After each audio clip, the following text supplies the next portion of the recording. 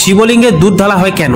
সমুদ্র মন্থনের সময় হলাহল নামক মারাত্মক বিষ উৎপন্ন হয়, যার চারদিকে ছড়িয়ে পড়া এই বিষ বিশ্ব ব্রহ্মাণ্ডের সকল জীবের জীবন বিপন্ন করার ক্ষমতা ছিল অত্যাধিক।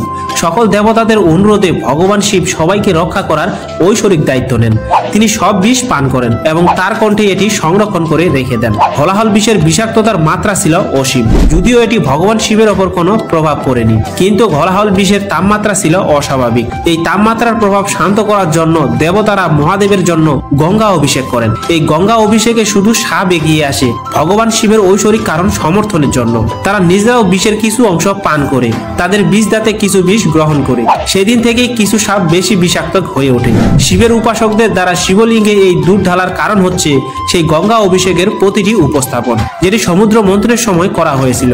এর মাধ্যমে শিব ভক্তরা দেবতাদের মতো শিবের প্রতি কৃতজ্ঞতা প্রকাশ করে। এখন অনেকেই বলে থাকেন শিবলিঙ্গে দুধ ঢেলে। যারা এই ভিডিওটি তিনজনের কাছে শেয়ার করে দেবে তারা 3 ঘন্টার মধ্যে কোনো ভালো খবর পাবে, আর যারা এই ভিডিওটি অহংকার করে এড়িয়ে যাবে তারা ভালো খবর না পেয়ে তারা কিন্তু কোনো কাজে বিফল হয়ে যাবে।